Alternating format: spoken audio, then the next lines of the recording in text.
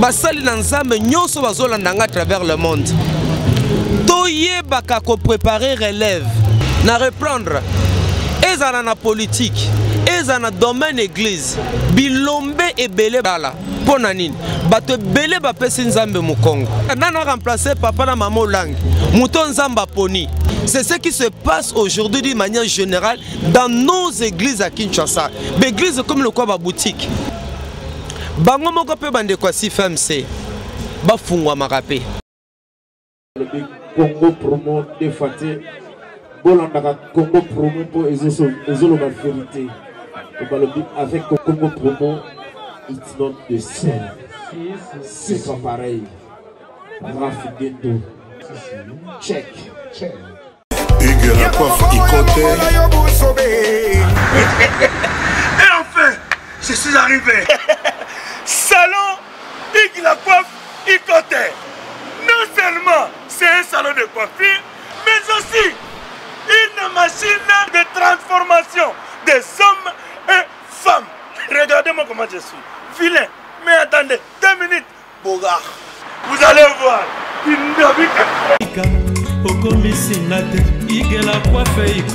Hugues la coiffe Ikoté, votre salon de coiffure mixte afro-européen situé sur la Nationale 3 au 174 avenue Aristide Briand, les pavillons sous bois.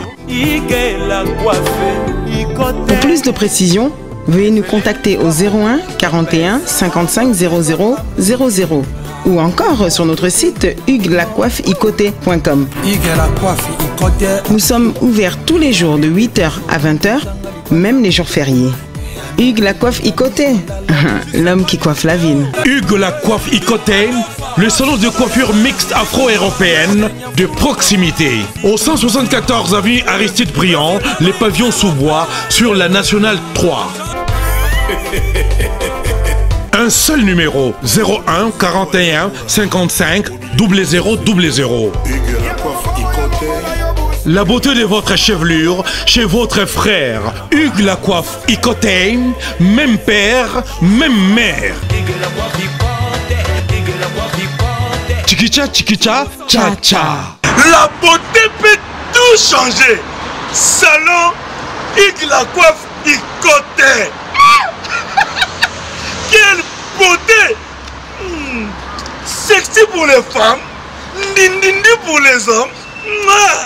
Descartes Construction et yeah!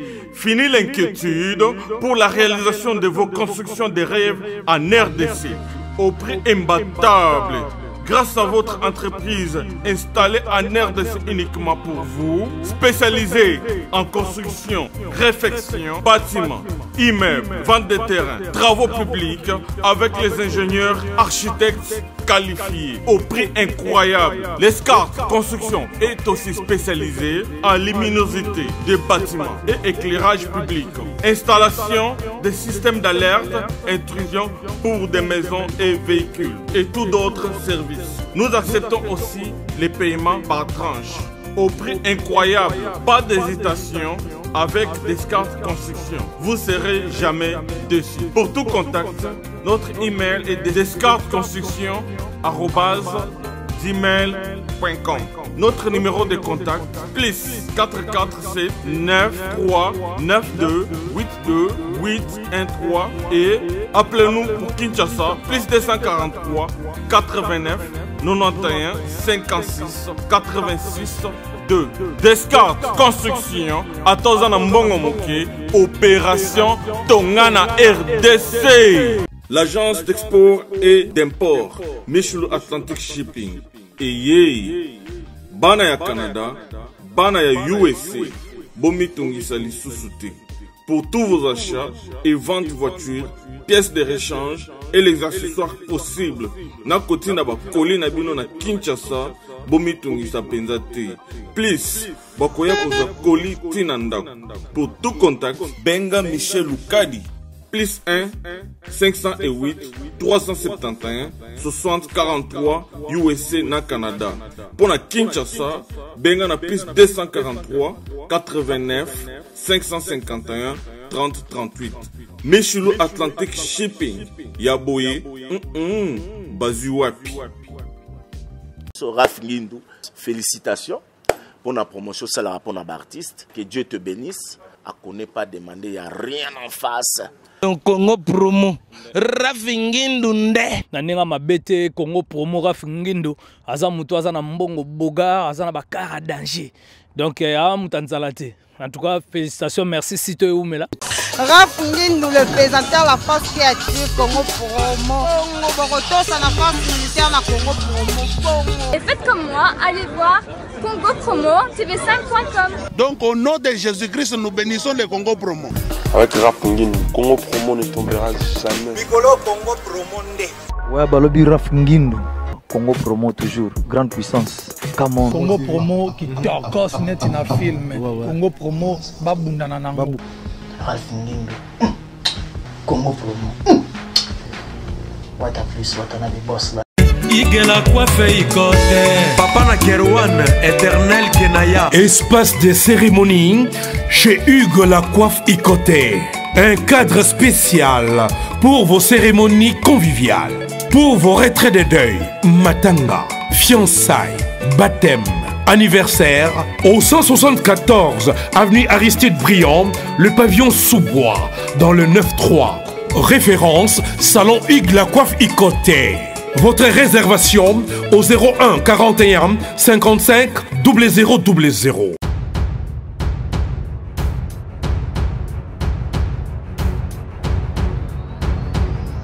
Shalom, shalom, peuple de partout. Vous suivez cette grande émission, la réalité chrétienne avec Yves Ipan, tous droits des épaules.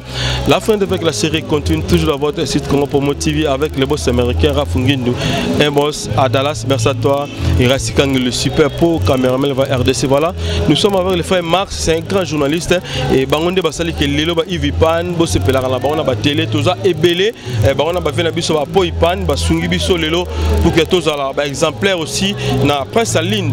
Tout ça n'est pour que tu aies solo par rapport à la rumeur, l'information, tout ça qui et surtout il y a mort, il y a maman la biso au langui, il y a un moment de tindi biso to lukaye pour que tu solo là en famille et surtout que makambango et salimo ma bé makasi na bandeko baza libanda mboka et on te beto luka frère Mars parce qu'il y a ça mieux placé pour nous expliquer peu que pesa biso ba affirmation mususu auto ka ki na libanda auto qui comme rumeur et comme vraie information toujours la succès. Voilà, frère Max Menga, bonjour.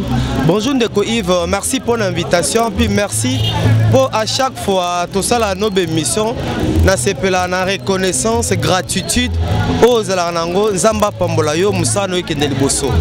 Merci à DG ngala bien que bon parce que c'est mon boss quoi. Yende asala kena zo monga liboso na vie na suma blog à parler après to ya ba Raf Ngindu basungi biso ya somo le suko les gars ya Raf Ngindu écoute ma mituka banini famille vandi en tout cas merci et frère Maxime Benga bande boîte absolu bana mboka nani ba yeba réaction nos akini tango yoki mama olangi atigi biso et ozala ki pe wapi na information dans liboso sur liwa ya mama na biso olangi oyo chaque fois bande ko kende na église ko kutane même aussi na ndako Yves Pan nga personnellement nakamo suma mbali wate na yebaka ke toza ba parase na moi oyo. Et d'ailleurs, Bible le dit que l'homme n'est pas le maître de son souffle et il n'a aucun pouvoir de le retenir. Mbalaming à cause de mbongo, à cause de succès, à cause de santé, apparemment bien haut aux alarango, to bosana keliwe zali. Donc au menengo zali awa que notre personne te montre ezayanga. Ezayanga po ivo zo ngo fona pesa yo. Ende mo pe montre lati wana ezaya yo. Il faut pesanga, mais ce n'est pas le cas avec souffle de vie. Souffle de vie est à Nzambe, à n'importe quel moment, comme il le veut, quand il le veut, Moutarosan Bissaye a Zate. Alors, maintenant tout le monde, noka indene tango mama, noka ki mama Elisabeth Olanga Koufi, nakama kite, namona ki ango normal. Pour na yebi que Bible si eloba yango ke mutazana bo konzite likolo ya pe manaye. Mais cela ne m'avait pas empêché ya kosala certaines analyses. Omoni papa Olangi, père à son âme, également na maman Elisabeth Olangi, baza batoyo basalaki to basali musala munene kati na mboka na biso même na libanda mboka. Pour l'information na yo, basalo 47 ans de mariage.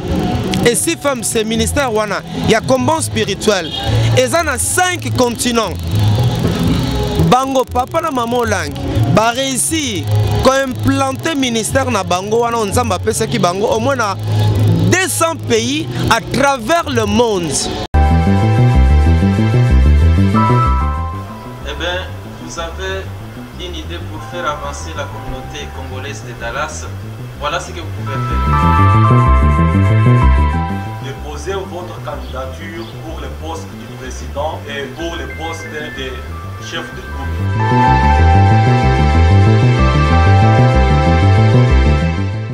Du 14 mai au 16 juin, dépôt des candidatures. Le 5 août, débat contradictoire. Et le 11 août, élection.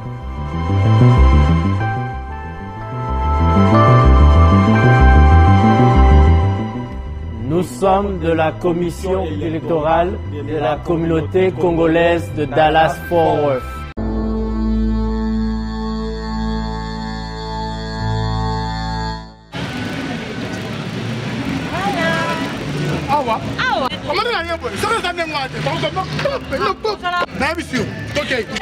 Ça est bien fait. Bonjour, bonjour. Bonjour.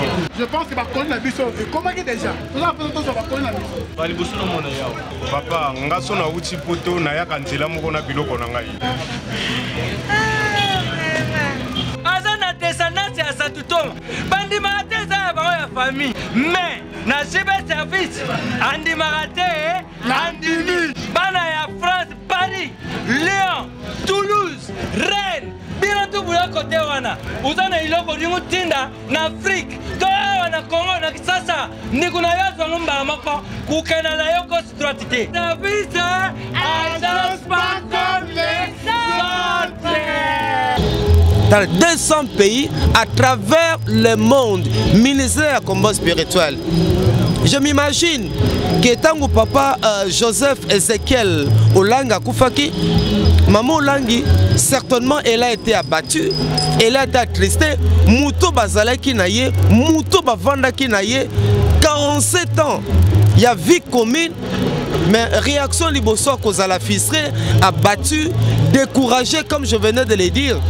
Et dans certaines de ces prédications, elle disait toujours, moi et mon mari, bien, mon mari et moi, tu vois, et que dans nos analyses d'anga, matanga prolongé wana nzota mobali na ya papa Olangi et kozonga na Kinshasa, je crois après 8 à 9 mois. Donc matanga prolongé 8 à 9 mois. Ba choc wana. On va appeler ma belle chaque fois. Tu vois ba choc wana nyon surtout, moi je me dis et qu'occuper cause wana ça analyse d'anga et qu'occuper qu'occasionner et qu'on peut occasionner l'oué à moto. C'est comme ça que nous avons appris qu'à ça les crises cardiaques. Alors voilà un peu la première réaction. Mais deuxième réaction, on a l'ina loba, peut-être que tu vas se faire un côté. Mais dans ce loba, d'une manière générale, l'église ya Kinshasa. D'une manière générale, l'église na biso ya République démocratique du Congo. Na ligi na saisir opportunité pour na kosenga ana zobela mutu songolo pakalate mais na lingi na lobela basali na nzambe nyonso bazolanda à travers le monde toyebaka ko préparer relève pendant que toza na bomoy Yves yoza journaliste et chrétien on remarque que ezala ndekonanga Raïs Azana prise de vie. On remarque que l'église Ming na Kinshasa est prise en otage. L'église Ming na Mboka na biso awa quitte mardi. Pasteur est titulaire mon ratei. Quitte jeudi. Yé mon pasteur titulaire atei. Dimanche, ba kozana 3 kilts. Quitte bosso yatei. Quitte mibale yatei. 3e kilt yatei. C'est ce qui se passe aujourd'hui d'une manière générale dans nos églises à Kinshasa. L'église comme le quoi boutique. L'église comme le quoi ba ligablo. Pasteur Azo Banga ko bimisa ba ko former ba disciples. Pasteur Azo Banga ya ko susciter une nouvelle génération ya basali na Nzambe. C'est comme ça que nazoloba avenir ya l'église na biso mingi mingi a réveil oyo après liwa ya leader eza sombre pona nini leader azobanga asakapare ne loko losu na tiki ivateya ba doit découvrir Yves et peu ça mabe so tiki Raïs ateya lelo Raïs alobaka français bien ba doit découvrir azobanga yango lelo zo mona ke l'église na biso na Kinshasa soki pasteur akufi mwasi na ye azo esika soki mwasi na été mwana ya pasteur tu remarqueras que lelo na Kinshasa mingi potozawa ba pasteur mingi bakufa baza remplacer na basi na bango soki basi na bango te bana na bango parfois mwana oti na idiofa mwana oti na basankusu mwana oti na bepumba na monkoto na bwende ayebi ata makamba kibonzambe te ba préparer mbangu po asanini aya ko continuer musala ya tata. Alors j'espère que basana nzambe bazolanda biso nabi ke ba mesala na mamba boyete en même mboka na biso. Lorsque vous dites des vérités comme ça, il y a la Saranini. À la Saranini, c'est un païen à Bongo Amate, mais nous disons des choses qui sont vraies. Des choses qui sont vraies.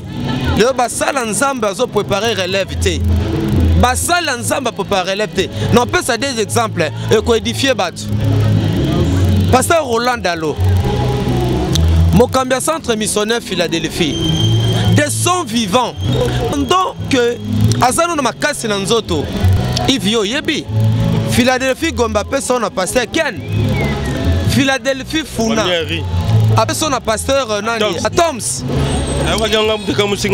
quel motema ya mawa ya bolingo immaculé azali osoma lelo pasteur Roland Dalo azala te église ekufata. Et puis, Kenena et pas pasteur Kenota la Moussala. Kene pas pasteur Atom, Sota la Moussala. Au Kanisaka pasteur Rolaimo Azali. Pasteur Atoms, na école, Azatam te kolo na été. Pasteur Ken, Azapem te kolo na été. Mais Taliban na à Molimo. Basé ko évoluer bien, la confiance na bango, asa apesi bango mokumba. Un homme de Dieu comme ça, Azala Zalate, ministère Yokufata. Exemple, la Bible allait aux Amaloba. Na mona Arche Alliance Masina et pas pasteur Sembe. Au mona vraiment que dimanche boy avant dîner na ban lokola mutu nyonso aromata na cherté aropesa communiquer te. Tala ezana ekodi mapamba bazana plus de 1500 francs. Chez les adultes bazana 6000 à 7000 membres. Au mona dimanche boy pique norotea. Pasteur Joseph Teya. Pasteur Valérie Teya. Mais yemo kwa zali wana. Pas de commentaires, pas de commentaires. Pourquoi d'autres serviteurs? Bah, il y a un exemple. Tu vois, on a peu des exemples, mais il y a aussi des pasteurs. Oh, il y a ça là quand même. Malheureusement, dans le cannabis, l'élo. L'église est sa boutique. L'église est sa ligablo. Pasteur à terre, qui toi, maman, il y a batata, Janas, quitte à mardi, quitte à jeudi, dimanche, 3 qui tu es mort. Aux alentours d'Andérini. Aux alentours d'Andérini, il y a provoqué la maladie, et la mort subite. Mais frère Max Menga, tous ont par rapport à l'Ioué, maman, Elisabeth, ils ont parti au bassin qui n'a maman, n'a papa plutôt, n'a n'engagé à ma bébé, bandegosuma lobby, tant maman n'a pas famille, mon ya bamboa et bima qui dans barimer et bimi et belé pour l'ertini nous sommes dans la kati, y a ba bilobela, y a ba quinoa, oh l'obama qui est belé, surtout y a ba congolais vraiment. Bon, moi n'ambo cannabis au Iva, mutoa yebana, soka koufi. Il y a toujours des spéculations. Au moins écoute toi, ezala qui coûte toi, ezala qui boue. Mais quand c'est que comme des chrétiens, tous à rappeler l'esprit dans le respect à ba mort. Mutoa koufi ba soini saraete. Mutoa koufi ba sambi saraete. Ata kwa zala ki na mabe na ye. Na culture na biso, yo zani ma culturel formé. Na culture na biso, mo oui ba soini sakaete. Mowe va finga kaete. Donc bato bazoloba bazan ba raison na bango baby so il y a information na bango mais ngai nazomona makambo ndeng bango baza vraiment na komona te. Mais tout ce que je sais que papa na maman olangi na bomu na bango basala ki malamu basala ki pe mabe bazale ka basantu te ezala makambo malali ezapela makambo mabe ezala ki lokola bato bazala ki na ba faiblesse na bango bazala ki na ba manquement na bango bazala ki na ba insuffisance na bango. Mais ce qui m'intéresse dans le parcours na bango est que basali musala munene na moni na ministère na bango bato belé ko bongo la mitema na moni ba autorité belé ko bongo la mitema na moni ba généraux ba colonel ba konza minene ya mboka oyo kotika masumu koyepa na nkolo muto azaki deuxième bureau muto azaki 150e bureau muto azaki 238e bureau mandimi kotika yango andimi ko perdre avantage. Je crois que basalaki musala mende na lobi bambeba zalaki lokola batu ba faiblesse pe zalaki mais ko bazana bomo ite tokolo bango pona nini toza ba africain toza na moi minimum ya respect na ba woi po zela na bisonyo surtout tokokufaka un jour. Et souhait lelo ya fait Marc Segoro za nini soki balobi bacha comme dirigeant na CFMC frère Marc Segoro pona nani azala lokola mokambi lokola maman biso azalaki lokola papa zalaki. Non, Yves, une très bonne question. C'est ce que je venais de dire. L'église est belle a dit de manière générale. Le pasteur va préparer relève à la sûreté. Benabi a on a ba na sifam c'était. Non, l'église na biso na RDC. Ezotambola ki budiki. Donc, pasteur na bon moi, à sa kangi bord na ye, ezelo na ye. Quand j'ai commencé ce ministère, toi tu étais là, tu sais combien j'ai souffert. Obi kenateka mutukala, obi kenasalaka boy. Yango lelo relève ba catholique, tala ba catholique. Oka abe lufula bakufi. Abe atabakutu bakufi. Mais bon ça a un problème ta. Abe nani abe nzukudia. Oh abe nzukudia kufi. Mais vous avez un problème ta. Oh kaka après une semaine 2 semaines oh abe mamonambwa a su place na ye. Mais pourquoi l'église na biso heureuse à la beauté? L'église na so ba tata pasteur o qui visionner l'église eza eloko na ye. Bon, non c'est plein la question oyo. Tout ça la banquette, tout ça la recherche, tout ça pour mettre bandeko, l'état to kota kota, to fouiller information, to quoi qu'on répond. Mais je crois que si FMC est un grand ministère et l'andimiate est la papa au langue, est la maman au langue. Wana bazalaki na ino na bomoi, bazwa ki temps, yako vendre sa si FMC. Et je crois que papa au langue azaki mutama yele. Je crois que il y avait une structure, il y avait une organisation, il y avait un organigramme qui fait quoi? Nous osons quoi? Mais le temps pour nous, il y a reçu la banquette, l'investigation, il va, dans 2 à 3 jours, tu vas répondre à la question. Batia nani? Batia mouton zamba poni? Batia nana remplacé papa na maman langue. Mouton zamba poni. Et ça la mandingue nini? Mais mouton zamba poni ba kota na lo sambo, ba bonde la nzambe, nzamba ebisa bango, ngana lingi mutuki ngandi, songolo pakala, akoba musala oyo. Voilà réaction nanga, position nanga. Pona nini? Soki to poni mouton zamba lingi te. Ministère ke libosota. Sou to poni na liwa papa na maman langue. Soki to koti na lo sambo te. Soki to bondelité, pe to poni mutu onzamba lingide. Eza église à Molimo, eza église à Mabondeli, eza église au ministère bavandisa ki louange na adoration et na ndimeta nzamba ko révéler bango bawa bako kitana papa na mama langi pona musala wana ekende liboso mais pona matongo église ebele zolanda biso tata pasteur oza mutu liwa ila karate au travail ndenge nini soki lelo yo zate nana ko remplacer yo nana ko kitana yo nana ko kitana yo ezala Yves nongo sala musala oy faut appeler les disciples lelo Yves pas nos athées nana continuer Raïs Ozalite, Nicolas Bat Ozate, nana continuer musala oy sans que moi je me pose chaque jour il faudrait que lobbying Max Nazate ba petit Max bazale belé o ba koya na style nanga o ya koloba 100 francs o ya koloba 100 kubanga mais je saisis également l'opportunité pour na que na sina loba on a des missions belé eza na mboka na biso eza na politique eza na église ba professeur pesa me belé bilombe belé ba rolala na reprendre eza na politique eza na domaine église bilombe ebele bala pona nini bato belé ba pesa nzambe mukongo Nzambe akomi osala justice na ye eza na mboka Congo. Nzambe atelemi na Congo. Mutu nyonso akonyokola Congolais. Mutu nyonso akolelisa Congolais. Baso ba bongoli mitema te. Babundana Nzambe te. Nzambe atelemi na Congo. Nzambe atelemi kat na église. Mosai na Nzambe yo koma bita kota. Mosai na Nzambe mutaman kiona. Muta spécialiste na fabrication de miracle. Yo Nzambe ba prophétie à lokuta. Nzambe na nguye yo kozole kisi. Est-ce que vous comprenez? Nanguya El Shaddai. Mais yo kozole Nzambe kisi. Dieu va frapper. Le moment venu, Dieu va frapper. Et puis le moment venu, Nzamba linga susciter nouvelle génération basai na Nzambe. Papa, obi ke mambo yo zamta be église, makambo le kana be église. Ya Kinshasa lelo Yves ezali mawa. Pour mona mosai na Nzambe, basusu baza.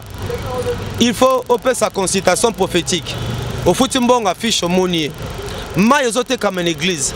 Mungu yozote comme une église. Ma foot ezote comme kati na église. Ma desu même na mona na magasin ma desu ya Goma. Ba desu yozote comme kati na église. Ba parfum yozote comme kati na église. Ba ji yozote comme na église.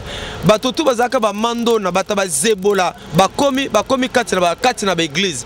Ba nini biloko zobima to ba nzoto zotala un jour tout le monde appelle mari de nuit. Tout le monde un jour femme de nuit. T'as la femme de nuit yoyo. T'as la mari de nuit yoyo.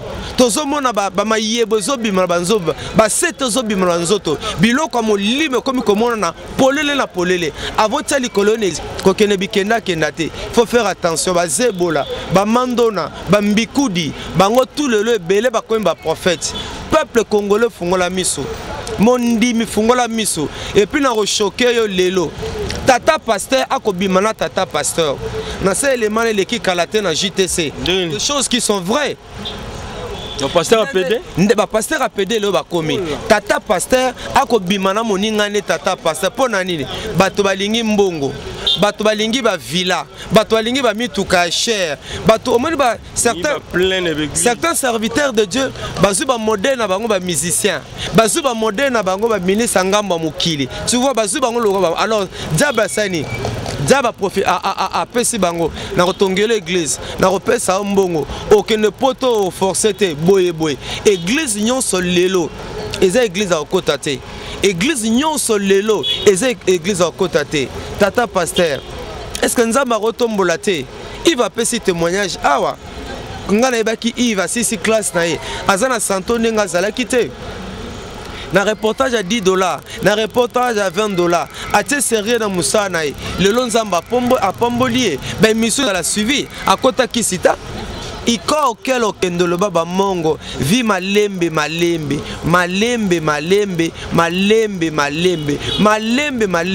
Nzamba termine Congo. A frappé na église. À frapper la politique. Mais quelque part aussi, frère Marx, nous avons remarqué que Bassin Nzambe, c'est comme si Mamola Kufiawa. Na mon état pasteur mon état munene o ba mon nene ba kolela maman soit ba loba na ba télé et zo likana ngaka d'une manière na habité sur le benga ngoni le mot me manque et zo kine na ngaka boyo liwe zate ka biso moko ba journaliste to lobaka na ba demike mike na bango ba population ba ndiminde ba so ba mais ba sena Nzambe mini na mboka na biso ba zo problème na kati likamanga frère Max. Une très bonne question. Mais accepte que na corrige Moussa Nzamba mune na zalate. If toi tu es chrétien. Ba bima o baza célèbre o to bango. Donc comment ba international o baza ba dop ba évêque général. Moussa Nzamba international à zalate. Yves to yoza chrétien. Et to so ba ne ba benga ninge pe benga. Moussa Nzamba international à zalate. Il n'y en a pas. Le lot qu'est-ce qu'il y a sumtake na Londres té. Akena Namibia té, Akena comme international. Nous avons toujours été international. Yves Rosa international. C'est que la Bible dit allez faire de toutes les nations des disciples. Vous comprenez? Les mandats que nous avons reçus du Seigneur, c'est mandat international. Mandat encore les akana bikorote na bepumbate. Mandat encore les allées international. Mais yango no bate que sur na terre na Paris. Na tey na Londres, na Allemagne, na Suisse, na Australie, na Suède, qui est comme international. On zambe mota atala ngabi ke ngala international. Et lo ka liboso. Et lo ka mi balé aux ana raison nga pe na sepela te. Na kena pe matanga wana. mais namonaki penza te ebele basali na nzambe ya Kinshasa ya kolela ndeko moninga na bango Papa Olangi.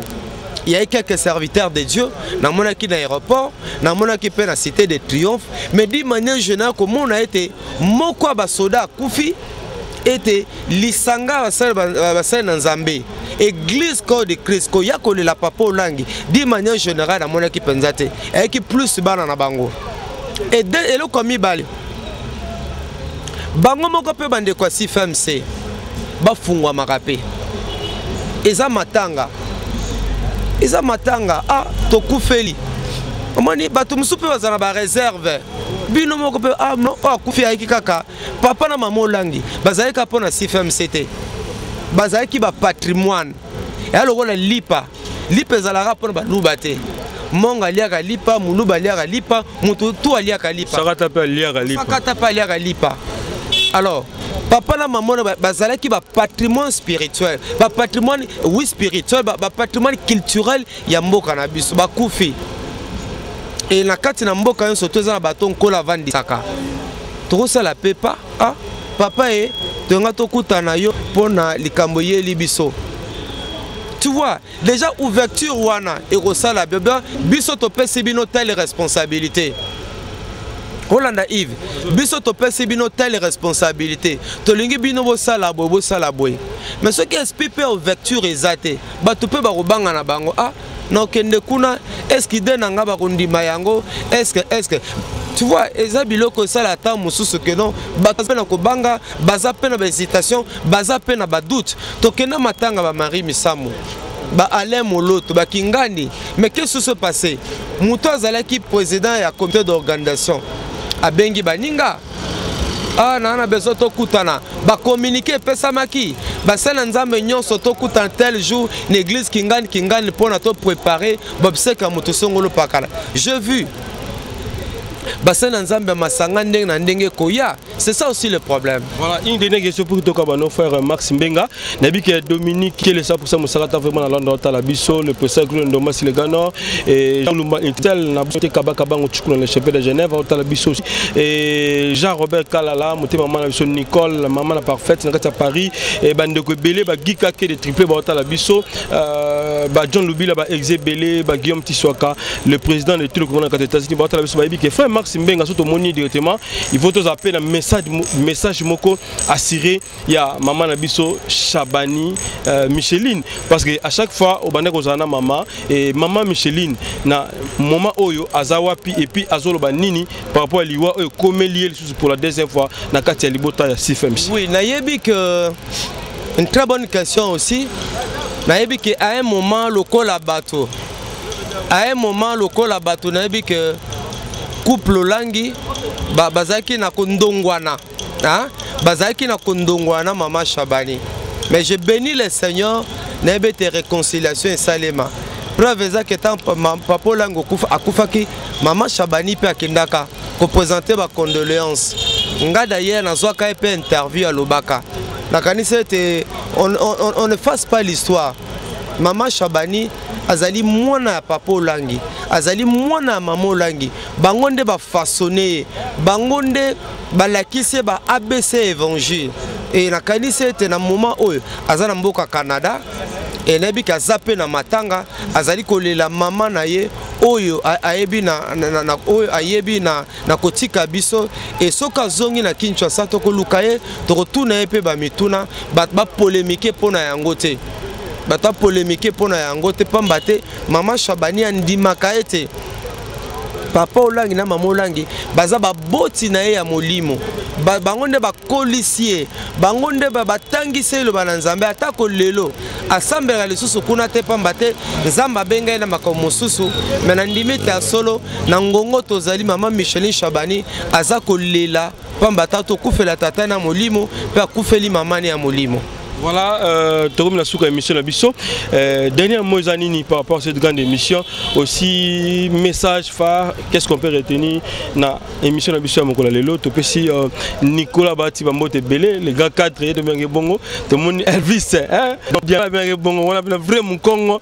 Si quand nous sommes quittés dans ces moments, au moins le procès que nous avons mission donc aspect spirituel. Au moins aussi, bapang de moi harmonica à casser le tunga tunga avec parfum. Maman a choisi Believe Muka Fondation. Ma veuve ne orphelin et na bosagnoté ma même c'est ma moté mais tous belé mbetolo message ni européen ça pour que to kabana yo frère Max et puis numéro de téléphone ngo bana numéro de téléphone et puis petit message à sous. Merci 00243 89 64 80 627 00243 89 64 80 627.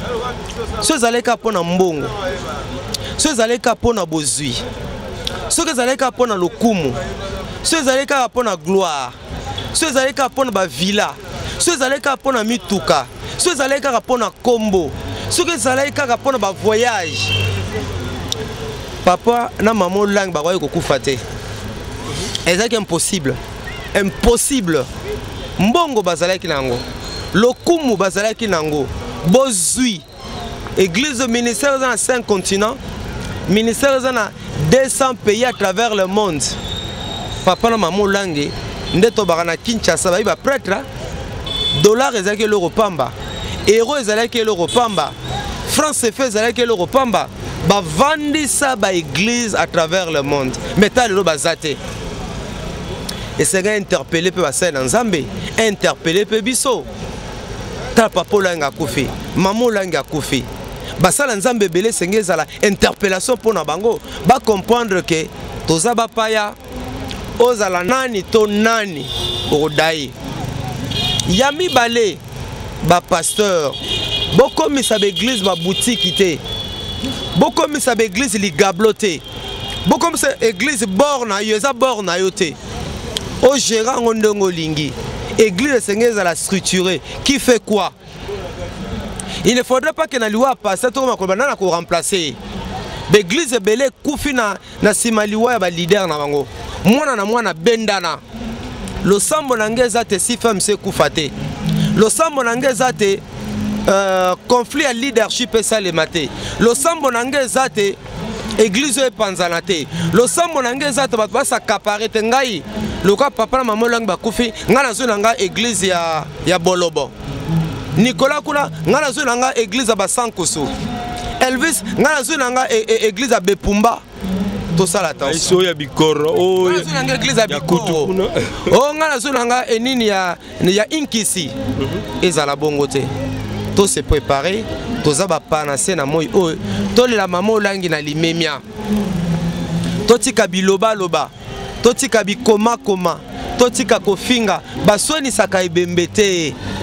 Azaki na malamu na ena mabena mena kaza na bomo ete to respecter ye atikeli biso richesse culturelle ya moderne akena ba église eta akena ba église ete atiki yango enseignement o bazui bakoba na yango et je crois que papa na maman ngata bazana bomo ete mais ceux qui basali musalo atiki malamu même koleka o bango basalaki comment na nzambe ko kumisama idée programme.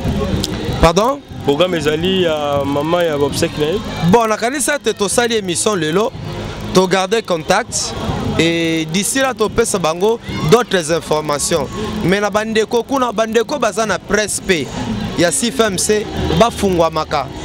Bazala bato ya batali sete ya solo bazaba chrétien que tozali wana. Oya kufi azaki patrimoine. Lokola nkumu et ba presse toza maboko polele so bazana besoin expertise na biso conseil na biso et rozala eloko moko ya malonga. Voilà, merci, ça n'est fini pour aujourd'hui. On se retrouve prochainement si de nous peut vivre. Merci. Bye bye, reste Kangi.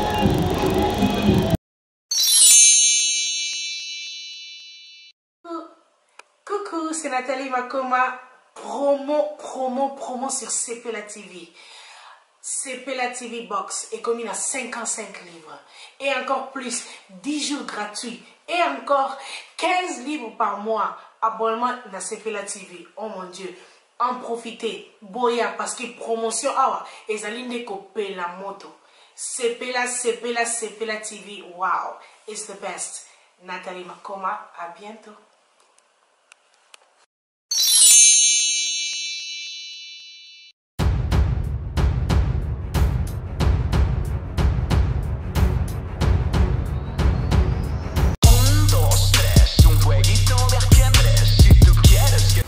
Bonjour à tous, vous êtes sur Congo Promo.